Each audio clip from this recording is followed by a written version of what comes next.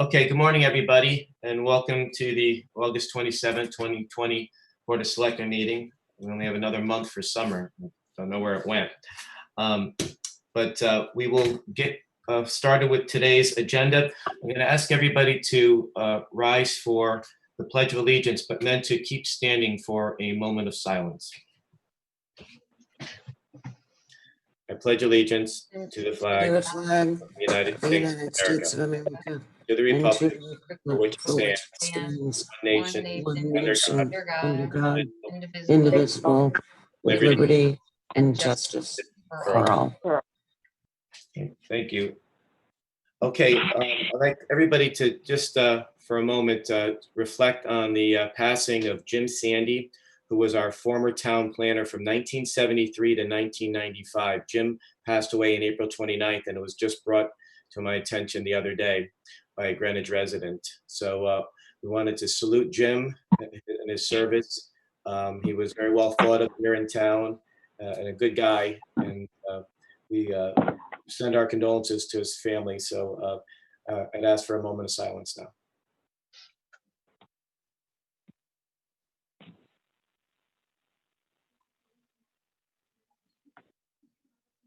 Thank you.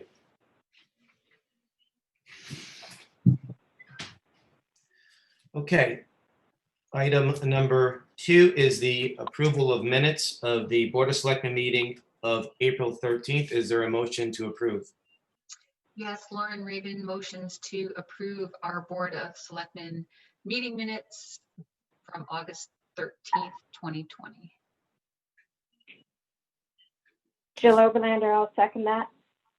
Okay, all those in favor, Fred Camillo votes yes. Jill Oberlander votes yes. Lauren Rabin votes yes. Thank you. Those minutes are approved. And we will go on to the selectmen updates. I will start off. As you probably read in the paper, there was a public hearing for PURA, Public Utilities Regulatory Authority, which I submitted testimony to on Monday, and also submitted testimony to today's 10:30 meeting by the end. It's a hearing that's being held by the Energy and Technology Committee of the Connecticut General Assembly. They're not allowing testimony, verbal testimony, in-person testimony from elected officials other than those in the General Assembly. So I just sent in testimony, and we'll publish that too. We did have our first task force meeting yesterday. They went really well. The Greenwich Police Department, hats off to Dan Marzoa, Emergency Operations Director. He ran a great meeting. It's a very diverse group, lots of stakeholders there. We heard some really great ideas. For example, Jimmy Clifford worked for Eversource for 43 years. We all know and love Jimmy as being a volunteer here in town, but he gave us some really good insight as to why some of the things went wrong, why Eversource is having more and more trouble. Some of these things we can mitigate a little bit on our end, and we're gonna do that. We have some other ideas that will help with our communications, which was great on the ground, but we're looking more at some software updates. But there's lots of good ideas, but there's all, as I said, different stakeholders at the table. So anything that is any of the actionable items that will be forwarded out of that task force, I think will be ready to be implemented. Some short term, some maybe a little bit longer, but will certainly mitigate some of the troubles that every one of the 169 municipalities had in this past storm.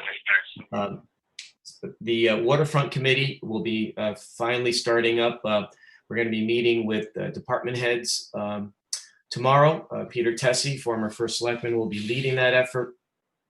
Today, a few of us, department heads, are going to be meeting down at Roger Sherman Baldwin Park at 1 o'clock to meet with the company that won the RFP for the design, to go over some of those items there. So lots of exciting things happening on the waterfront.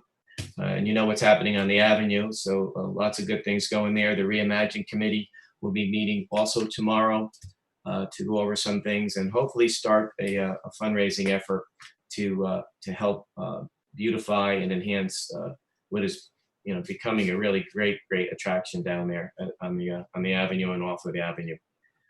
We went over the bump out of East Elm, which we're hoping to start the intersection on the avenue, hoping to start this fall, but we may not have enough time with all the approvals, so we're looking probably early spring. But it's a beautiful design, and I know Joe will like this. Part of it will have room for bicycle racks and it's for people, so we're encouraging a much more pedestrian-friendly Greenwich Avenue, but also with an eye out for those who exercise, whether just walking or jogging or with a bicycle. So good stuff there. The Waste Committee that the RTM asked me to impanel to look at ways to improve, to cut down on our municipal solid waste production and to improve our recycling numbers, which right now stand at about 40%, which places us pretty high in the state. But I would love to have a goal, and hopefully, working with the Sustainability Committee to start pushing that up to hopefully north of 60%. That's a big jump, but I think we can do it. And I think whether it's by a tipping fee or pay as you throw, I think the tipping fee already is starting to have an effect. The numbers have come down, minus the week of the storm, because people threw away a lot of spoiled food and the numbers went up.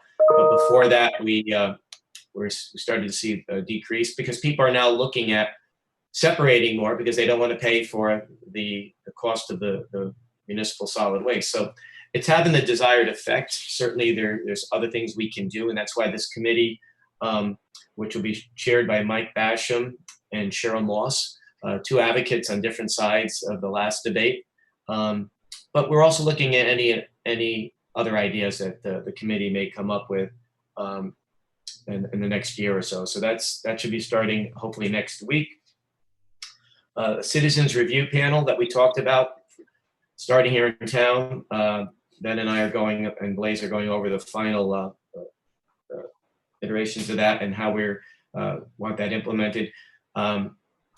Chief Heedy is on board with this. We're going to ask that people who are serving on this review panel to have gone through the Citizens Police Academy, so they know what the men and women who wear the uniform do. So I think that's good. It's another, along with body cameras, it's another transparent measure to enhance what I believe is one of the best police forces in the state of Connecticut. So we're trying to be very proactive there. Still working on the Airbnb policy. We did vote on we did go over the nuisance policy the last several months, and hoping that the RTM passes that in September, but we are working on an Airbnb policy now. And today there are some promotions that I will be administering the oath for at around 4 o'clock at the Public Safety Complex. Looking forward to that. And Monday, if there's a positive vote on the recommendation that I've made to the board for fire chief, we'll be having a swearing in at 10:30 if we have the votes. To be, and then with the tenure would start, I believe, on September 14th.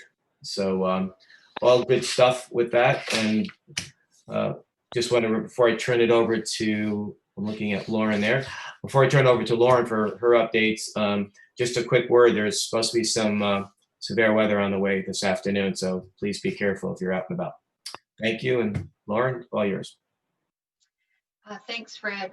So we do have nominations for the Greenwich High School Security Vestibule Building Committee. We're going to start to do those interviews tomorrow. We're still accepting nominations, and a lot of feedback has been provided that we should have somebody on the building committee that is a neighbor to Greenwich High School. So just putting a plea out there to the audience or anybody that listens to these meetings after the fact. If you're a resident and interested, you can find the form under the SNAC, SNAC section of Hello? the website. Also was able to piggyback a meeting that the Planning and Zoning Commission had with planning and zoning officials from our WestCOG, Western Connecticut Council of Governments, and just got an update and some direction on things like affordable housing and 5G, for example. And as it relates to 5G, was able to meet with Amina and Vin earlier in the week just to get our arms around all of the notices that we have been receiving as a town over the past couple of years, whether it's the large poles that are under the jurisdiction of the Connecticut Siting Council, or what we're getting feedback on from our residents is the small antennas for 5G under the jurisdiction of PURA. So we're starting to put together, thanks to the law department, just a sense of where everything is, and we'll be able to eventually have that public forum that we've talked about in prior Board of Selectmen meetings. Lastly, met with Ben and Blaze to start to think about our municipal KPIs. I had talked about that a couple of months ago, and we've had some competing priorities, and what we're going to focus on and what matters most. When we think about Greenwich, a place to live, raise a family, work, and retire, what will our indicators be to make sure that we're meeting those characteristics? Certainly we'll use the 6 guiding principles that are in the POCD to come up with some of those indicators. And after we have some drafts, certainly bring it to my fellow Board of Selectmen for your input and review. So that's what I've worked on over the past couple of weeks. Thanks, Fred. Thanks, Lauren. Much appreciated. Jill, all yours. Yeah, thank you. I'm going to keep this brief since I'm having some technology issues. Lauren, I apologize. I just missed your update. I was dropped off, but we've been continuing to work on the Sustainability Committee. There will be a bicycle safety event hosted by the Conservation Commission, the Pedal Greenwich, the Sustainability Committee, and the Greenwich Public Schools PTAs on September 12th. There is some publicity going on about that, and I'll be sure to announce it at every meeting. But if you have a question, please reach out and please sign up online. We're really excited about the bike safety. All of the other efforts on sustainability are moving forward. I did have a question for you, Fred, on some of these committees that you just announced in some of the meetings. Where can residents find who's on the committee, when the committees will be meeting, and what their minutes and agendas? Yeah, thank you so much for that. So that's the first thing I'm telling everybody is when you're doing these organizational first meetings, pick your structure, how you want the committee to be, how you want the committee to stand, and make sure a secretary's there, make sure minutes are taken, and the meetings are noticed so the public can be aware of it, and the press can be aware of it. So that will all be, we want all these committees to be self-sustaining and not have to be run exclusively out of OFS. So in the coming days, you'll see all of that. I know it's the waste committee one should be, I think, early next week. That should all be out. Okay, but I think you announced that there were a couple of meetings happening tomorrow. Well, those are staff. One staff, and that one today is also same thing. That doesn't have to be noticed. And then the Reimagine committee, we're still working on trying to get a structure of a secretary so they can. And tomorrow I'll be going over that, and I believe that's at 2. This way everybody can join in. Okay, so you'll be noticing that these meetings for tomorrow on the town calendar. So No. I'm just wondering, No, residents no. residents want to know how they can find out more. Where will they look to find out more information? Sure. Tomorrow, no. As I said, I don't know if the connection's going through it right. And clearly, this still in the beginning stages. So tomorrow, what I want to do is have somebody, Lauren. I believe Lauren, you're going to be there, correct? Yeah, I'm going to be there. So Jill, tomorrow's just the first organizational meeting. And then after that, there'll be a secretary, a chair, and everything will be noticed appropriately, as well as the members that have expressed interest in being on the committee. So right now, it's more forming and official after tomorrow. But where the question will be, where should residents look to get the information? It should be on the town website like any other thing, any other meeting or commission, committee, etc. that's posted. Okay, so after the organizational meetings, you're going to post lists of committees and their meetings and their agendas. These are all for selectmen committees, correct? Correct. Yes. So they should be on, there's a tab on the First Selectmen's page that lists First Selectmen committees. Is that where people, I'm just trying to figure out where should people look when they want to find out? Yes. Just like the disability committee and some of the youth committee, I don't remember the exact name, so similar. Yeah, and some of these Right. may not be long lasting like those other ones, but certainly they'll be there for people to access. Okay, under the First Selectmen's page, under First Selectmen's committees. Yes. Okay, thank you. Thank That's it. I'm gonna keep my comments short. you. No, that's okay. That's okay. Thank you. Okay, going on to old business.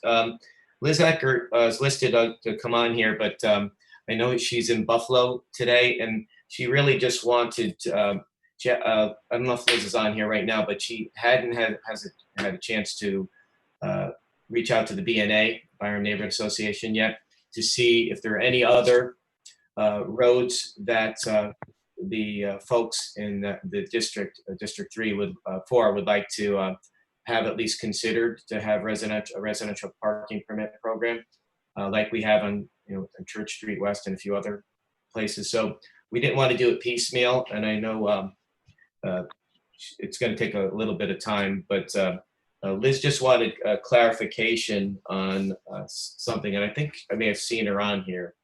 Let me see if Liz is on the call.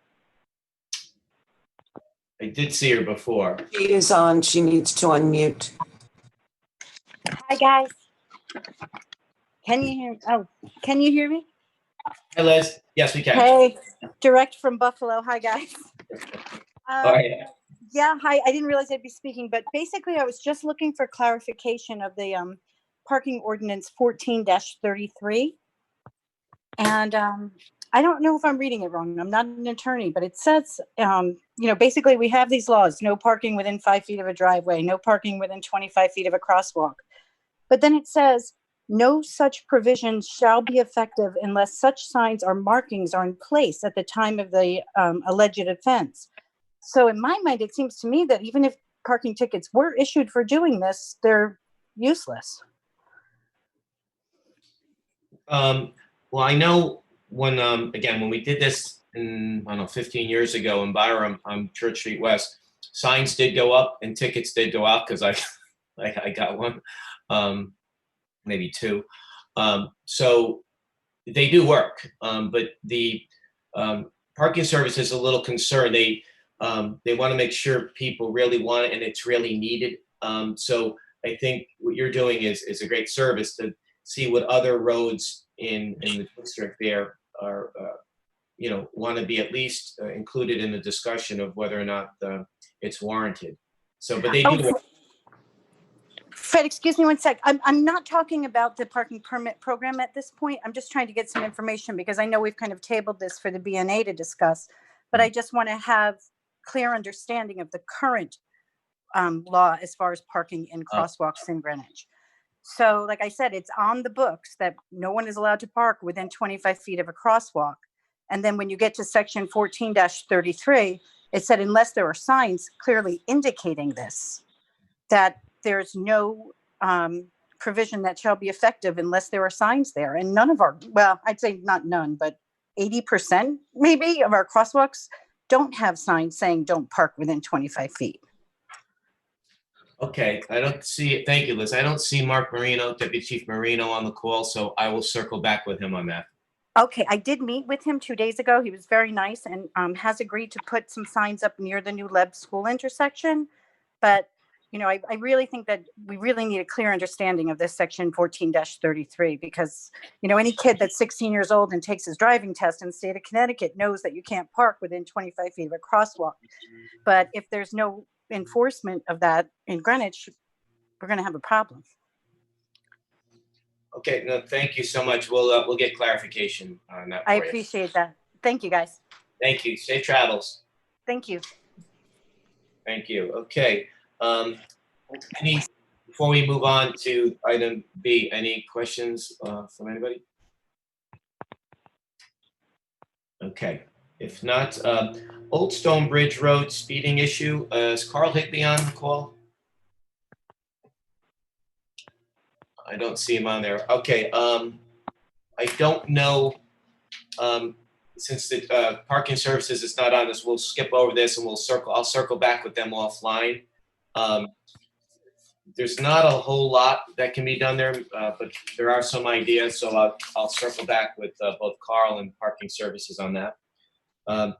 The last item in old business is contact tracing update and hopefully some COVID numbers with the Health Director, Caroline Basic. Morning, Caroline.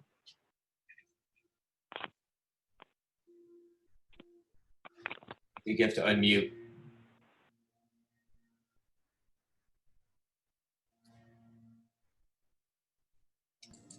How's it? Okay, so, good morning. Today we have 949 cases that's total cases of COVID-19 in Greenwich to date. We have less than 5 active cases that the staff is working on. We occasionally, I need to note that with these numbers, occasionally we get someone who is a New York resident or a duplicate on the list. You know, there could be a variation of a couple of, case numbers from day to day. So if I report out on Wednesday, there was 950 and today, obviously there's 949. There is a reason for that. We did have a duplicate in the system. So the age groups we see mainly the highest age group of COVID-19 cases in this last group was 50 to 59, 60 to 69 is the second. And then the third group is really from 20 to 49. It really takes 3 groups, 20 to 29, 30 to 39, 40 to 49. So, that's kind of what we've been seeing when we've been more or less stable. And numbers have been relatively stable in the month of August, with the exception of a couple of blips, which we could explain why we did see a variation. Contact tracing, we are moving forward with the State Department of Public Health's data entry system. They are working out the kinks as we move along. The staff is starting to get very much used to putting in the data that is required for the contact tracing. We more or less see at this point, as opposed to in the spring when we didn't have any restrictions, now we're seeing more of the close contacts would be family, not so much a non-family.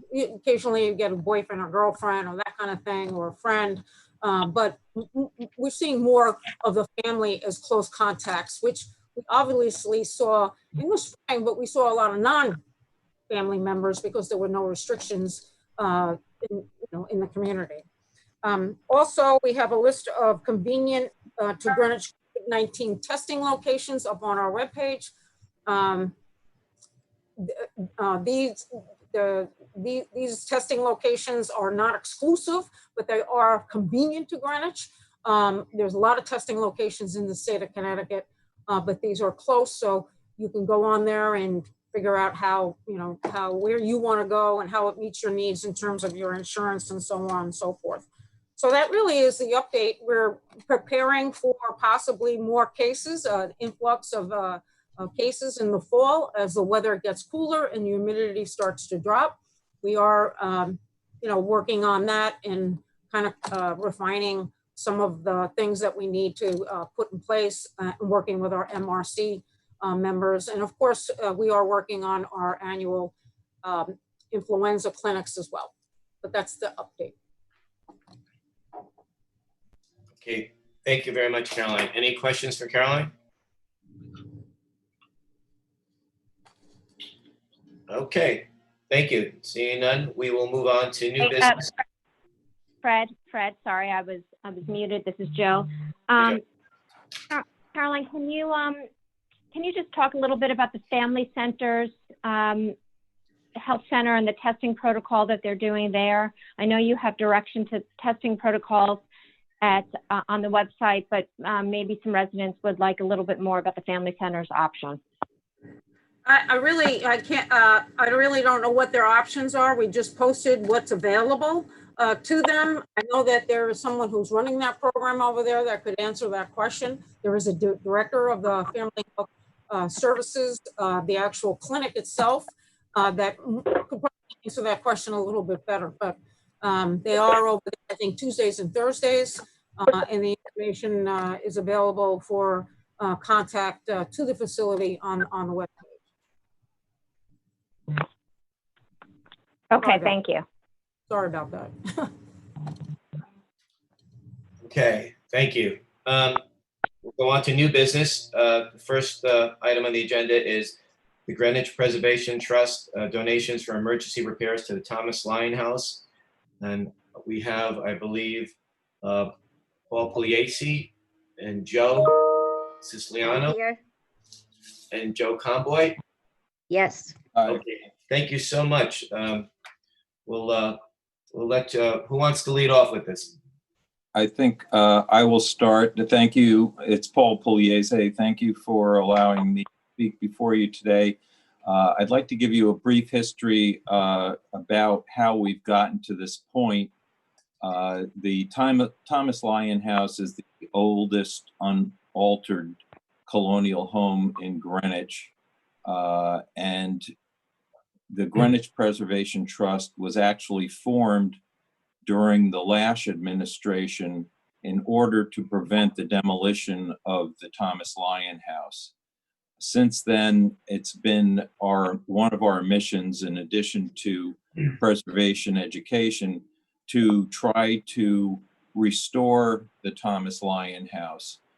We thought originally that we should move the Thomas Lyon House to the top of the hill near the Dorothy Hamill skating rink because of the intersection at Byram Road, which was quite dangerous, Route 1 and Byram Road.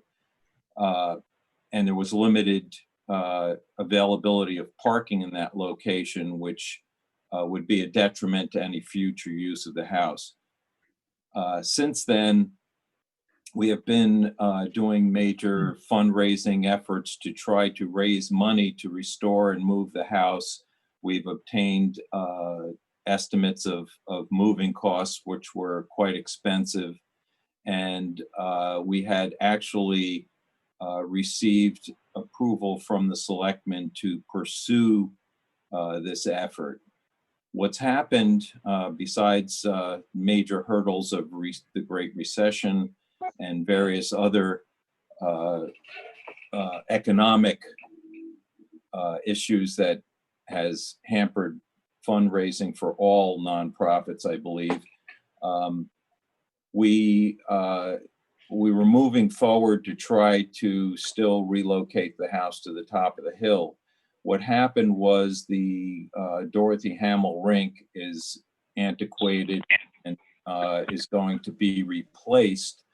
And because of the uncertainty of the land use on the top of the hill and whether or not that clarification will be necessary for the new rink, we re-examine the possibility of keeping the house relatively close to the location where it is right now and providing more parking because the skating rink would have delayed these decisions for up to a year or so. So our current plan is to keep the house near where it is now, rebuild the foundation, and restore the house.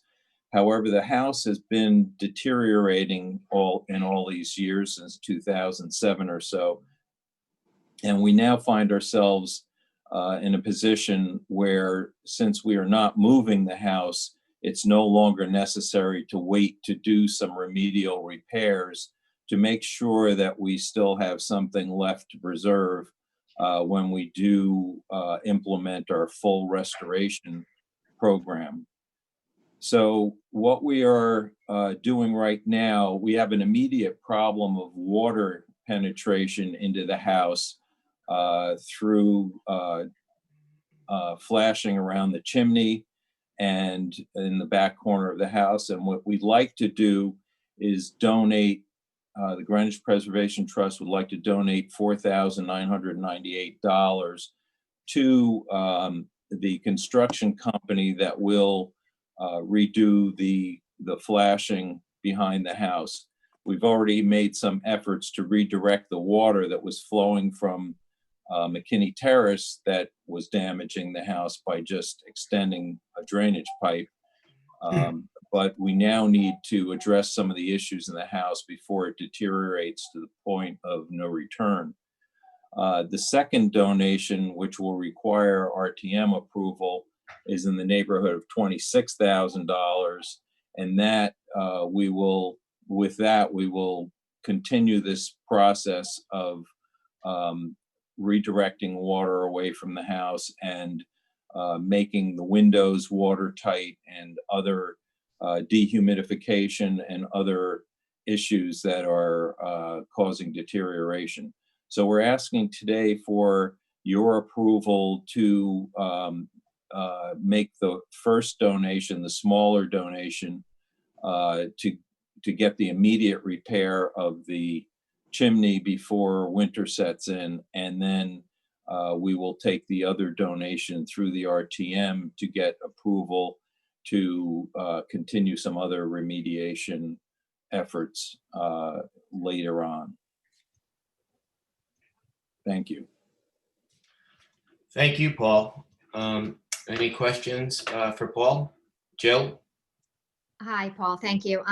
Fred, when I saw this on the agenda, as you know, I sent you and Vin an email. I haven't heard a response yet. Can you just looking for who owns the property? Why is it coming to us? Where's the donation? I'm not sure. Sort of on these are general authority questions. If you could give us a little bit more background on the property. Why is one donation subject to RTM approval, not both? And so on and so forth. Well, the town owns the house, and originally what happened, we were part of a Byram neighborhood group as well back in 2007, and the town's position was that if someone doesn't take on the stewardship of this house, then it was going to be demolished. And the Byram community felt that the house was worthy of preservation. We did a historical assessment. It turns out it's part of the Freedom Trail, and we took it upon ourselves to form the Greenwich Preservation Trust as an entity that would foster the stewardship of this house as well as other preservation efforts around town. So the town still owns the property.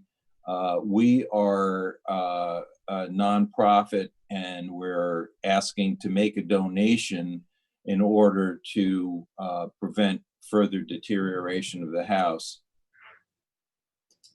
So Vin, I'm going to turn it to you for the legal structure and authority.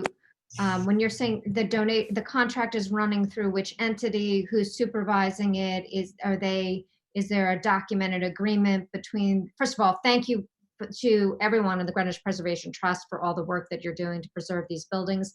This is just making sure that we've dotted the i's and crossed the t's on the authority questions and structure questions. So Ben, if you could speak about that. So based on the thresholds that the Board of Selectmen has, you have authority up to $5,000 to accept a gift. That's why you can accept the gift that's on your agenda today. The second gift being an amount greater than $5,000 would have to be accepted by the RTM.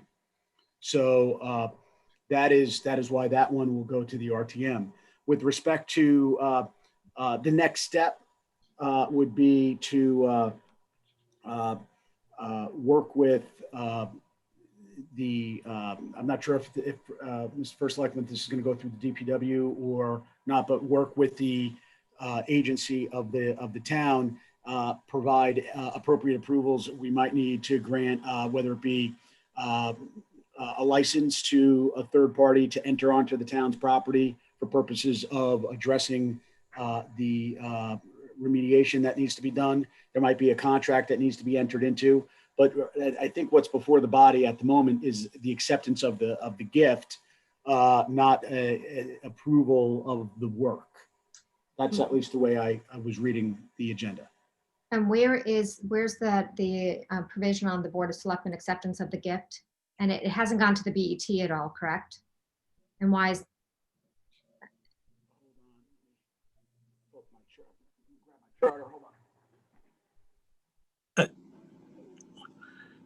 Jill, this is Joe. Hi, Joe. And yes, and maybe you could talk about where the gift's going to go. I'm just pitch hitting for Alan too, because Alan I only committed to help the Preservation Trust do the paperwork for the gift, the second gift. But I'm assuming what's going to happen here, and I just texted Alan to see if I can get the information, is that the Greenwich Preservation Trust is going to pay an approved town contractor with a contract to do the chimney repairs. Paul, can you comment on that? Is that correct? Yes, that is. And we've run this all by Al Manelli, and they will provide the appropriate insurance. And we are not asking the BET for any money. This is a donation to do the complete project. It's actually not a donation. You're going to pay the contractor directly. That's true, right? So what you're going to be doing is you're going to be using a current town vendor with the approved insurances to do the work, the temporary repair, and you're going to pay the bill to the contractor directly. So you're not really donating any money to the town. You're just going to be paying the invoice that comes from the approved town contractor. That is correct. Okay, so you're referring to it as a gift. In your mind, it is a gift because you're paying for it, but in our mind, you're actually just directly being invoiced. Greenwich Preservation Trust will be invoiced. The contract is in place for the vendor because they have town insurance already. And what will happen is that we are asking for the approval to make the emergency repair and to do the work and pay directly to the vendor. So it won't have to come to the BET, it won't have to go to the RTM, but the second gift, which is a larger scale gift with more moving parts, will have to go through the RTM gift approval process. I guess you can call the gift the new chimney flashing, and in the other case, the necessary repairs would be the gift, but the money would be going to the contractor that's actually performing the work. That's correct. That sounds right to me too. So I'm just a little concerned about process here. And it has nothing to do with the Greenwich Preservation Trust. I understand that looking at the materials in our package, which I only received, I don't remember whether it was Monday night or Tuesday morning. They submitted them early August. That in terms of process, I really don't like figuring things out on the fly at a Board of Selectmen meeting, and it would have been really useful to have any information submitted whether it be by the Greenwich Preservation Trust or by, in truth, our law department or otherwise prior to the meeting. I shouldn't be hearing things for the first time at this meeting to understand what we're being asked to approve. Then I don't know whether you want to now talk about where the authority is and what our document, I don't even know what our relationship is on, haven't seen any documentation on the relationship with the House. Nothing to do with the fact that I understand emergency repairs are needed and the generosity of the Preservation Trust and the efforts in town, but I am really kind of caught in a between a rock and a hard place on this kind of action, having had no background information prior to right now.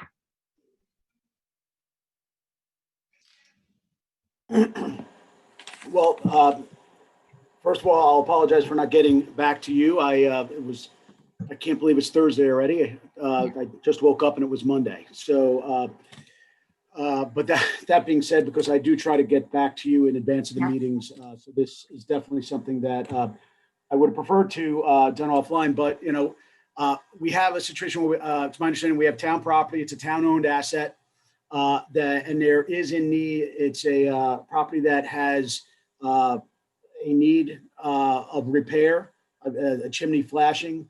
Actually, Ms. Conboy is on.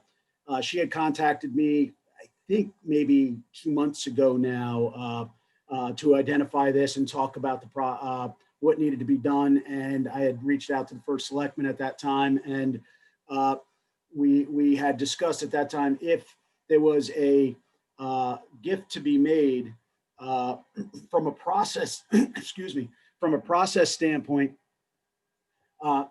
Gifts have to be accepted. You can't just, this could not just be done. So if this, what would be the authority of the selectman? The selectman would have, and again, select person Overlander, I'm looking online now because my charter is in 4 different places. But the selectman's authority is to accept gifts up to $5,000. All right. Let me just interrupt you for 1 second. So I understand this is a gift being made in 2 stages. And is the purpose then of bifurcating the gift to allow to circumvent that $5,000 requirement? Why are we receiving this in 2 stages? I think not to use a word, not. I think that would be an absurd analysis of this because they're going to the RTM anyway. So they're not circumventing the process.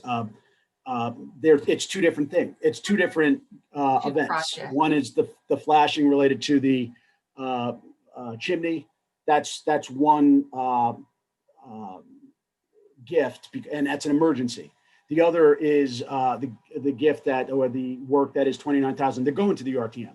So if they're not trying to circumvent the RTM, and if they were, then we would have been doing this in 6 or 7 smaller gifts, if there was any effort to circumvent. So I'm not of the opinion that anyone's trying to get around the rules.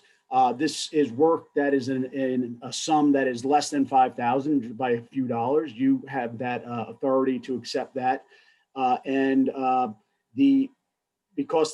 I'm certain if asked, they would prefer to get all their approvals here today. But they were told that they had to go to the RTM for purposes of the larger sum. I do think this is, the fact that it's money being paid to a third-party vendor is somewhat doesn't matter. It's still like something that's being done on behalf of the town. So it's a gift that has to be accepted before it can be advanced. And we're not here to approve any other agreements with any other parties. It's simply the acceptance of a gift.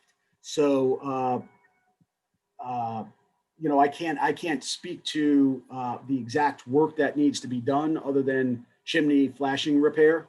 I don't have detail on that, but I'm sure someone on the line could speak to that if you need greater detail on that. I can probably get onto the tax assessor's page and pull up the ownership of it and share my screen if you'd like to see that, but I'm pretty confident it is town-owned property. So you have oversight of it for purposes of accepting the gift. So from a process standpoint, other than giving you specificity on the section, is there any more specificity that I can try to stumble through? Well, actually, since you just said it was an emergency repair, and since it looks like from the email correspondence, it was submitted back in early August to the first selectman's office.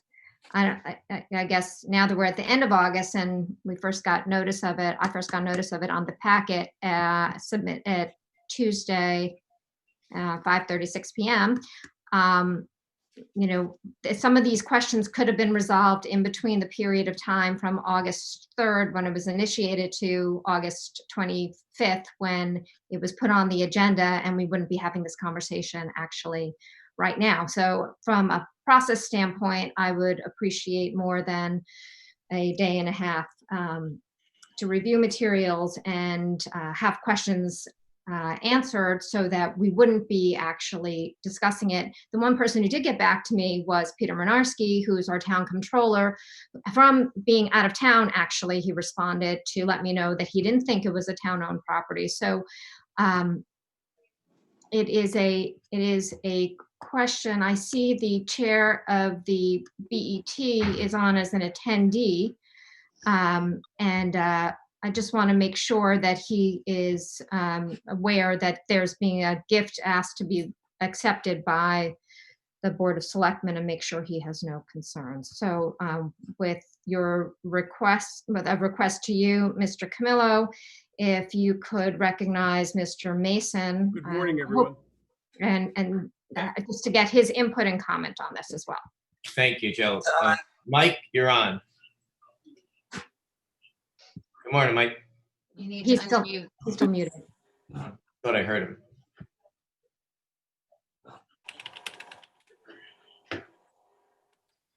Good morning.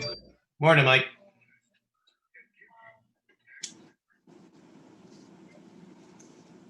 We can hear you.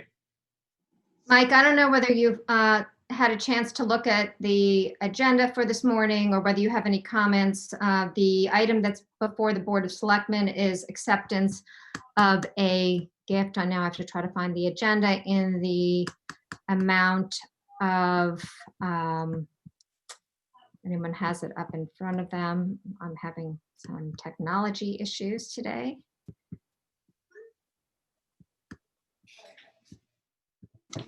In the amount.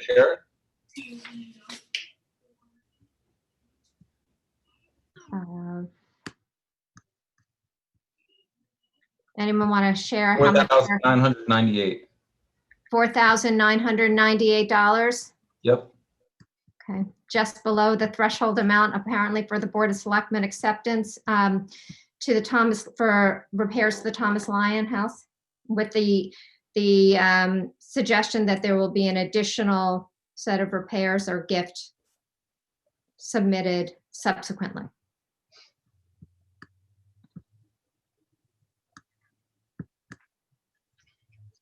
Who is that, Joe? Who is that directed to? That's a question to Mike. I just want to make sure that as chair of the BET, he has no issues or concerns. Good morning, everyone. Morning, Mike. Yeah, I see two separate projects. I see one, the town accepting one gift for under 5 and the other for over 5. They're separate projects. That should be fine. I see no need for an appropriation because the contract will be paid directly from the donors, which is exactly like Joe Siciliano said it. I think it's fine.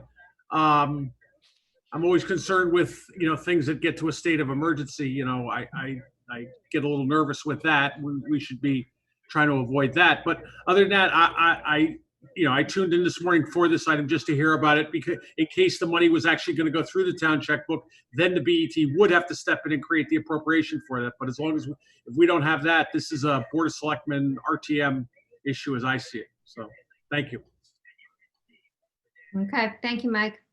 And Selectperson Overlander, just by way of some history on it, the home is located on town-owned property. It was, the home was actually relocated to town-owned property in 1925.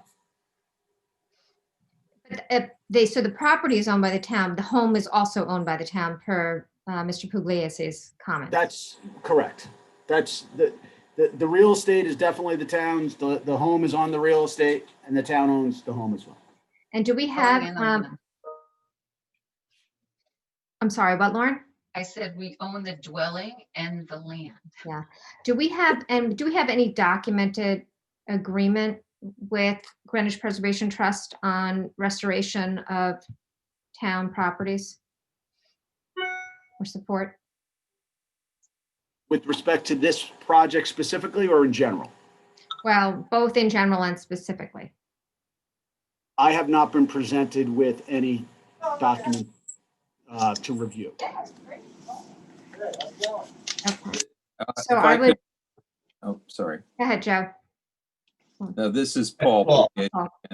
So the situation is that we have prepared a lease agreement that was going to include full restoration of the property and moving it to the top of the hill and managing the property in the future. Those plans had changed when the skating rink proposal kind of altered our moving it to the top of the hill. What we're doing now is a purely a volunteer effort. We have had an analysis done by historical restoration companies to assess the situation, and that's why we think this is kind of an emergency situation. Alternatively, the town can direct DPW through Al Manelli to redo the flashing on the chimney as soon as possible to prevent the further deterioration of the house. But we felt that since we are now clearly on a path of full restoration and possibly a slight relocation on the site that it currently inhabits, that we would spend the money and start the process. It's up to you what path is taken, but I think that to go through the winter with a leaking chimney is going to could be catastrophic for the house, according to the people who have inspected it. Thank you. Thank you, Paul. Much appreciated. Yeah. Just one last comment on this, Fred, and then I see Lauren also has a question. You know, I really appreciate the efforts of the Greenwich Preservation Trust members who have brought this forward, investigated it. My questions are not at all with regard to the intent of the work and the desire to protect the property. It's all about the process by which we get an item on our agenda for approval to make sure that we don't have to have these conversations on the fly, and that questions can be answered appropriately so that we can make the best informed decision in advance. Okay, thank you, Joe. Lauren, you had your hand up. Yeah, so first I just want to clarify, we do get the agenda actually twice. We get it the Monday before the meeting, and then we get the full packet on the Tuesday. So I feel bad that we're making it seem like we only get things on the Tuesday prior to the Thursday. We did not get the packet. So we have an agenda, we have a listing of an item, but no background material. Well, I just wanted to make it clear that we do get notice of the agenda on Monday prior. And then secondly, I support this, and I've actually mentioned it in the context of the greenscaping. I see Margarita's on the call. This is the gateway to New England. It's the gateway to our town.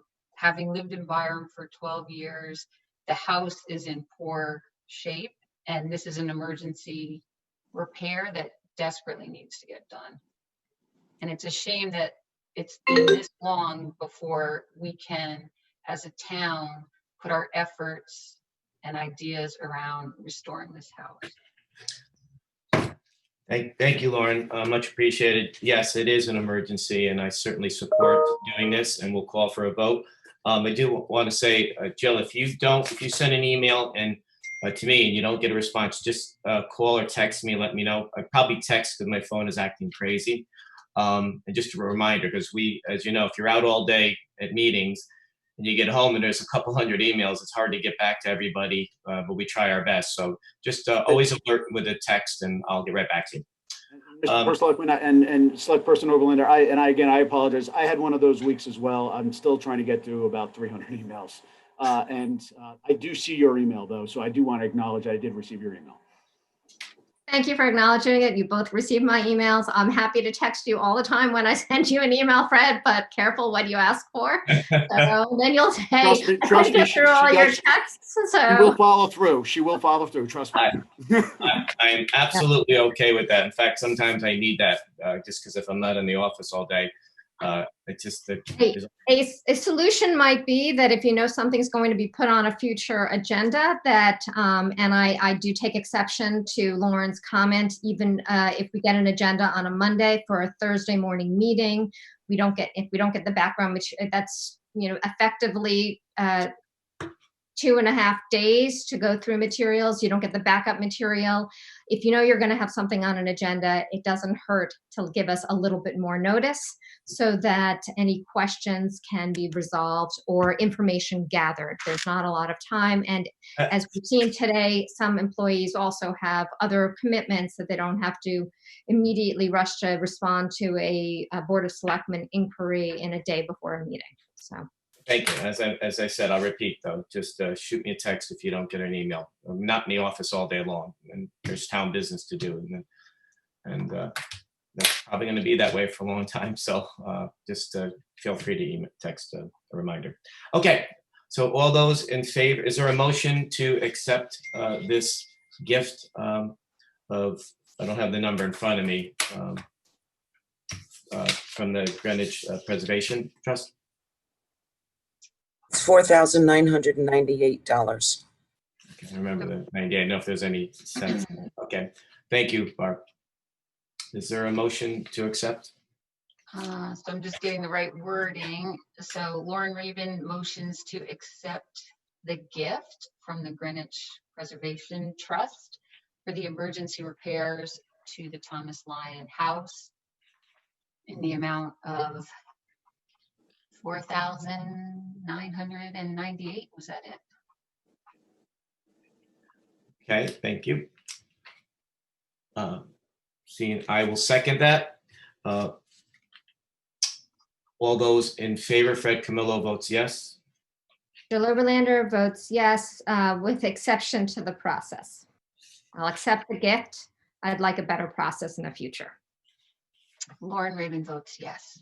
Okay, thank you. We have a 3-0 vote. All right, going on to the next item, which is Excuse me, yes. Mr. Camillo. Yes. The second part of our gift, what we would like to do, the $26,497, we would like to have you consider that gift so that we could then go to the RTM as well. If you're not comfortable making that decision right now, then we could come to another Board of Selectmen meeting. But if you are comfortable, we would like to get into the process of getting that to the RTM so that we can possibly get some of that done before inclement weather.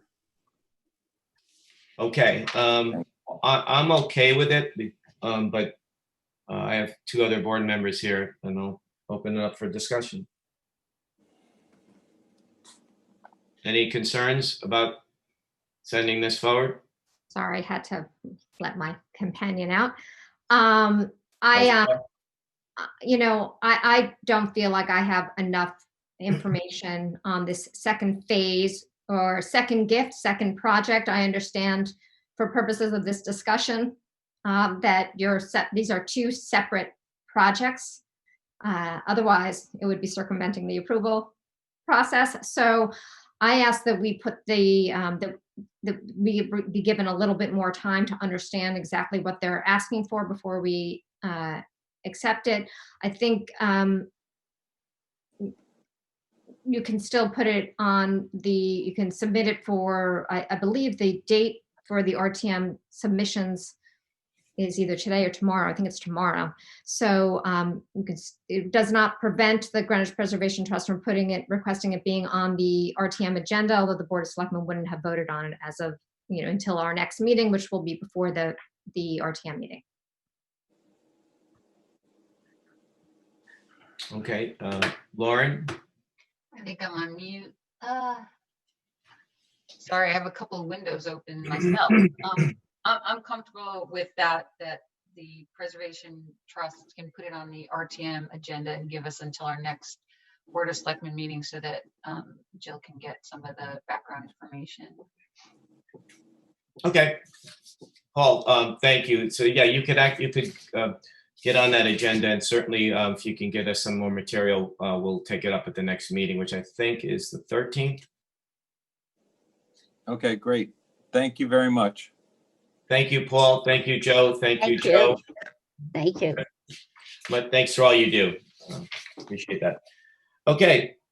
The next item in new business is the appointment of a fire chief.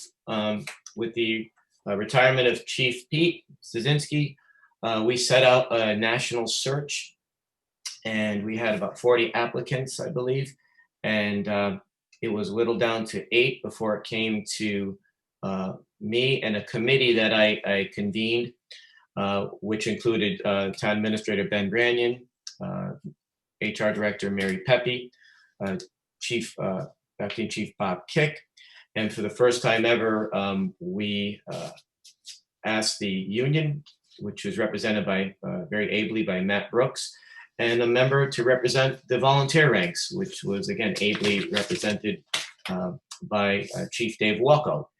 It went very, very well. We were presented with 8, 2 of which were internal candidates. They were very, very good.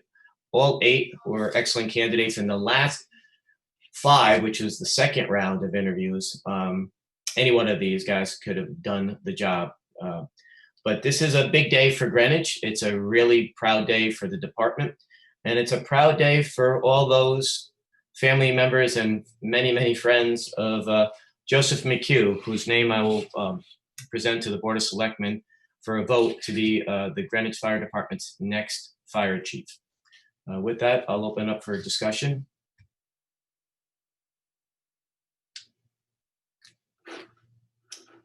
Any discussion, Lauren? I think Jill has her hand up before me. Lauren, you can go right ahead, Lauren. Right. Jill, you go. If you had your hand up, go ahead. Yeah, no, it's. I just wanted to comment. As I've been repeatedly mentioning, we're now 10 months into this. The Board of Selectmen is given the authority to approve appointments as department heads and other things, and in order not to be a rubber stamp or a vote of objection, neither of which I think is constructive to the governance of this town. The members of the board need to be participants in the interview process. I do appreciate the outreach from the updates from you, Fred, and the outreach from Mr. McHugh. I did have a very nice conversation with him earlier this week after he had already been designated as the selection.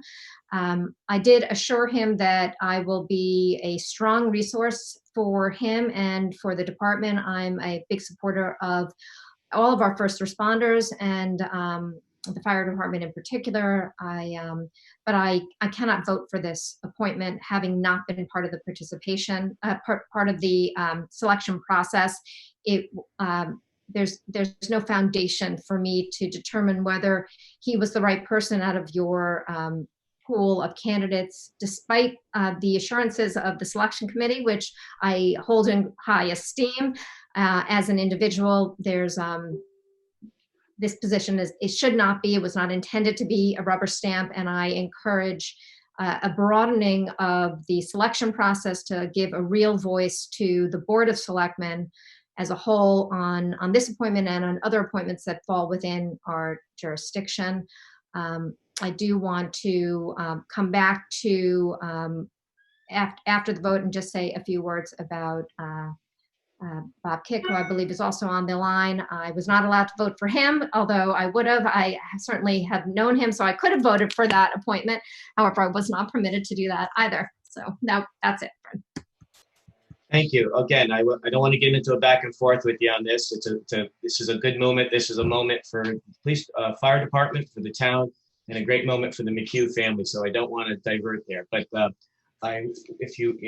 process, as I said last month, is what it is. It's nothing you nor Lauren nor I created. It's one we came into. It's what it calls for. It's the first selectman, his duty and obligation to interview them. I did. As far as as much as I could, updated you all on that. And it's always been the process. So if you have an issue with that, maybe we can revisit the charter, and I'm always open to any constructive ideas.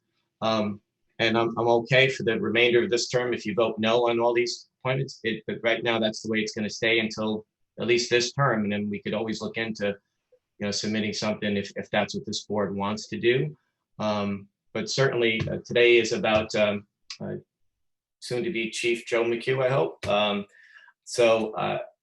And I'll turn it over to Lauren right now before I have also a couple comments to make about Joe. Lauren? Thanks, Fred. Thanks, Jill. So I too appreciate the information that you provided us along the interview path. And I do appreciate that Mr. McHugh did reach out to me as well. And I had a lovely in-person conversation. We kept our 6 feet apart, and it is an exciting day for Greenwich. I agree. Okay, thank you. And Acting Chief Kick is on the call, and I've certainly enjoyed working with him. He's still going to be acting chief for a couple more weeks, even though there will be a swearing in on Monday. And will still be with us for a few more weeks after that. We certainly will. So if he's waiting for you to say something. Yeah, he's going. Hello. Okay. I certainly will address that at that time, but we will certainly have a proper tribute to Acting Chief Kick and all he's done for our town and continues to do. Make sure that somebody mute themselves there. Thank you. Anyway, so Chief Kick, thank you for being involved with this process. You, Matt, and Dave really provided invaluable information. Great questions were asked, and a lot of honesty was put into that process. And I was very proud. And I know circling back with everybody, it was the first time again that all those stakeholders were at the table, and I think we came to a really great selection. So, but Chief Kick, thank you, and we will circle back with you in the coming weeks for a proper thank you for all you've done. Chief Kick, did you want to say a few words about the selection and the candidate? You can unmute. Can you hear me, boss? We can hear you, Chief. I can't, for some reason, I cannot hear you. But I understand on another computer. Joe McHugh, I've known Joe McHugh for 25 years. He's as you said in your earlier comments, any of the 5 candidates were excellent. And there's a good argument for any of the 5 candidates. But I'm happy with the selection of Joe McHugh. He'll be an asset to this department moving forward. He is local. I know he has family that works here in town. And, I applaud you for putting together the panel that you did. The selection panel was a good group. And again, we saw very good candidates. And Joe rose to the top. Chief McHugh rose to the top of the heap. And, I applaud you on your selection and look forward to working with Joe for a few weeks to get him situated here and moving forward. So again, I cannot hear you, but I was advised that you were waiting for me to speak. So I thank you for that opportunity. Thank you, Chief. Hopefully I'll see you a little bit later, but thank you for those words and for your support and for all your participation in this process. Thank you again.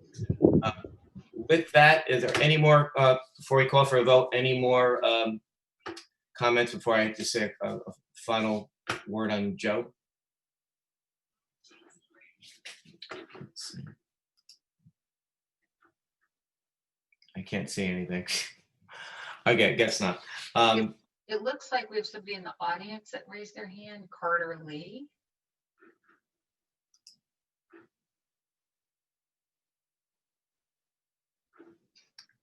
Go ahead. Do you want to unmute? Please identify yourself.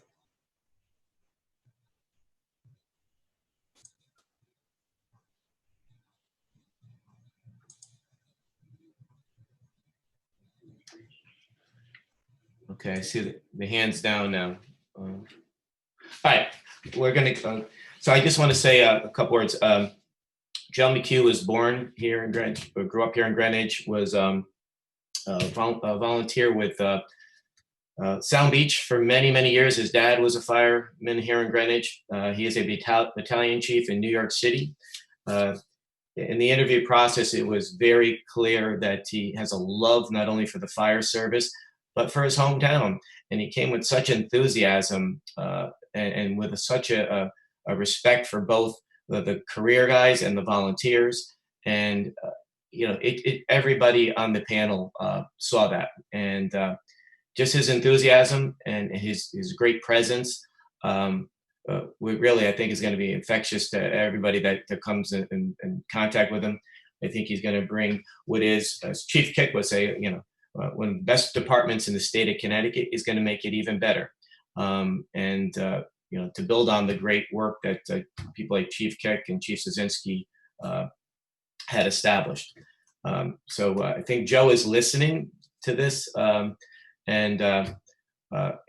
certainly am looking forward to the new administration there, provided the vote is an affirmative one in the next few seconds. So anyway, I will now call for a vote. Is there a motion to accept the First Selectman's recommendation of Joseph McHugh to be the next Greenwich Fire Department Chief? Lauren Rabin, I motion to accept the recommendation of First Selectman Fred Camillo to appoint Joseph McHugh as our new fire chief. Okay, I will second that. All those in favor, Fred Camillo votes yes. Jill Oberlander is abstaining from this vote, but if it's successful, I will heartily welcome Mr. McHugh to the town of Greenwich and act as a support and thank Mr. Kick for his years of service to our community. Lauren Rabin votes yes. Okay, so 2-0-1. Congratulations, future Chief Joseph McHugh. We are looking forward to seeing you on Monday at 10:30. I'll send out a notice. So hopefully people on here can, especially the board, can come and witness that. It'll be at the Public Safety Complex. So again, congratulations to Joe McHugh, and thank you, Chief Kick, for all you've done and continue to do for our town. Fred, we've got a couple of hand raises. It looked like some people, I don't know if they're real names or not, but some are Bernard Schneider, TG Green, but some of the names don't look real. We'll find out. We'll start with the first one, TJ Green. Oh, no, I'm sorry, Bernard Schneider. Hello? Yes. You are very immediate. Okay, that's these names here are going to be taken off the board because I guess if they're not, maybe we'll have to start looking at the process a little bit more if we don't recognize names to clear them ahead of time. So with that, again, congratulations, Joe McHugh. With that, we'll go on to the next item, which is the Eversource request for a temporary closure of Cat Rock Road. And we have Dennis Mendez of Eversource Electrical Companies, who's a supervisor. Dennis, welcome. I think there's also I a don't Tracy see him. Alston. Tracy Alston. Is Tracy on? Tracy was on. I do not see her now on the list. She's in the attendee list, Barb.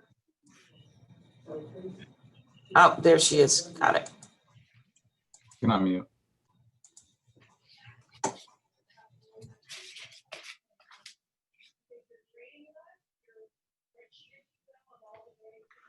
Good morning. Morning, Tracy. Sorry about that. I gotten moved. My status had gotten moved, so that's why I had to raise my hand. So yes, Dennis is actually on with me as well. I'm adhering to the town's process. We're looking to temporarily do a road closure on Cat Rock, approximately for about 4 hours, from the hours of 9 a.m. through 1 p.m.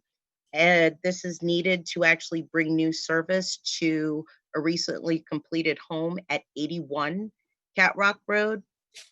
Had actually submitted a plan, kind of an overview of where we had intended to put signage, and of course would refer to the police department for any additional signage.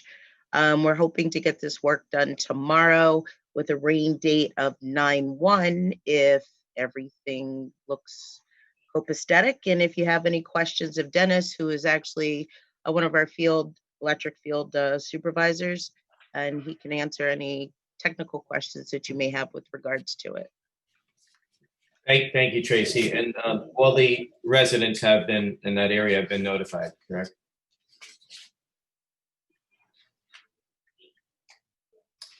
Yes.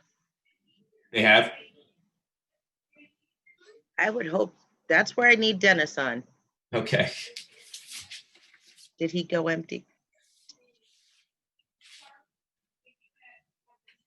Can he call in maybe? He's on. I don't know what happened.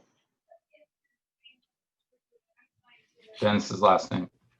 Mendence, Mendence.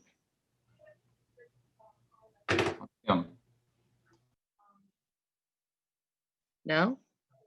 I see a There's mended. Mended? Yeah. Yes. He can unmute himself. Can you hear me now? There he is. Okay.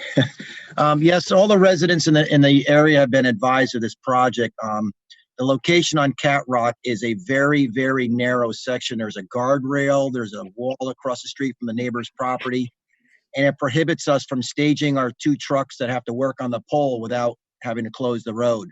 So the residents have been very patient with the new builder on that home, and you know, don't present an issue to us for setting up out there. Okay, thank you. As long as they've had the proper notice, it's just 1 day for 4 hours. We appreciate that. Yeah, I've been working with Graham Gajewski, who's the builder, and has done a lot of sort of cleaning of the area and, you know, beautifications for the adjoining property owners when he was out there, just to sort of like be the nice neighbor out there. And everything seems to be working pretty well. Okay, thank you. I'm okay with it. I have no questions. Lauren, Jill, do you have any questions? No, I don't. Jill? No questions. Thank you. Okay, thank you. Okay, Dennis and Tracy, thank you very much. So I guess we have to call for a vote on that. Is there a motion to accept the Eversource request for a temporary closure of Cat Rock Road tomorrow, the 28th, from 9 a.m. to 1 p.m.? I'm looking for the right wording. Just give me a moment. Having trouble with screens today. With a rain date of September 1st as well. Thank you. Good catch. So I motion that we approve Eversource request for a temporary closure of Cat Rock Road for the dates and rain dates indicated by Dennis, the Eversource electric field supervisor. Jill Oberlander, I'll second that motion. Okay, all those in favor, Fred Camillo votes yes. Jill Oberlander votes yes. Lauren Raven votes yes. Thank you. Thank you, Tracy, and thank you, Dennis. Thank Thank you. you folks for your Appreciate your time. Appreciate it. Thank you very much. Thank you. Stay safe. Okay, the last item is the establishment of a speed limit for Grove Lane, and we have DPW Civil Engineer Eleanor Rogers. Good morning, Eleanor.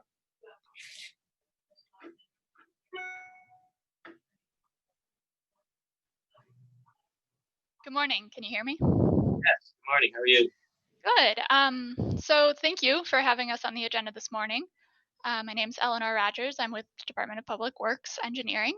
And we're here this morning to request approval of a speed limit on Grove Lane between Brookside Drive and Deerfield Drive.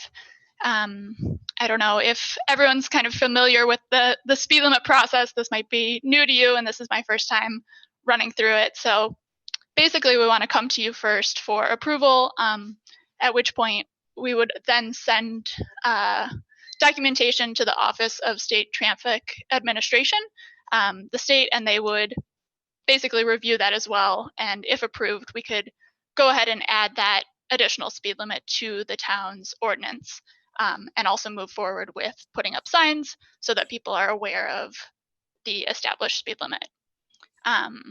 So Grove Lane currently does not have a speed limit, so this would be a new addition to the list. We took a close look at it. It's a residential road, a local road, just north of, oh, you can see on the screen there the location, just north of Route 1. We haven't yet done a speed study for this location, which is something that we would typically do, and I think we will move forward with. Our preference would be just to wait until school's back in session, because that typically gives us a better representation of traffic. But given the residential nature of the road and the local road classification, we would feel comfortable with moving forward with a 25-mile-per-hour speed limit, and then kind of verifying that with the speed study. Thank you, Eleanor. Who was this brought to your attention by the residents of Grove Lane? It was, yes. A resident wrote to us about it and has stated that, most of the people on this road are supportive of a speed limit. Yeah, I'm sure they are. Usually, residents are. So we just don't know how. I mean, it's not many houses on that street, but we're just taking the word of that person that they've spoken to their neighbors there, and they all seem to be in favor of it. That is the case, yes. Thank you. Yeah, I know it's used as a cut through, and it always has been. So certainly, it's 25 miles an hour. I don't think is unreasonable at all. But I'll open it up to my colleagues for any questions or concerns. No questions. Thank you, Fred. Thanks, Jill. Lauren, any questions, concerns? Okay, thank you. All right, Eleanor, thank you so much. Is this considered a first read for us, or are we ready to vote to send it out? We included a amendment to traffic ordinance. So if you're comfortable moving forward, I think we need that signed in order to forward it along to the state. So if you are comfortable with signing it, we could do that at this point, or if any other questions are needed, we could hold off. Sure. Fred and the board, this is Jim Michael. Typically for speed limits, when they're very non-controversial, like we believe this one would be, being 25, we've often, many times in the past, have gotten it, just done it at one meeting and not had to do a second meeting. So it's very common for that for these minor speed limit requests. Okay. Thank you, Jim. So the vote would be to approve the establishment of a 25-mile-an-hour speed limit for Grove Lane to be forwarded for DPW to then forward it to the Office of State Traffic Authority or Administration. So okay. we do have a couple of hands, or yeah, Eleanor, yours, one of them. I don't know if it's a neighbor or not, Fred, if we want to, Catherine Lucia. Sure, we can give it a shot. It looks like she took her hand down. Okay, all right. All right, so is there a motion to accept the proposal to establish a 25-mile-an-hour speed limit on Grove Lane for then have DPW forward to the State Office of Traffic Administration. So I motion that we accept the proposal to establish a 25-mile-an-hour speed limit on Grove Lane, and for our engineering division to submit the request to the State Office of Traffic.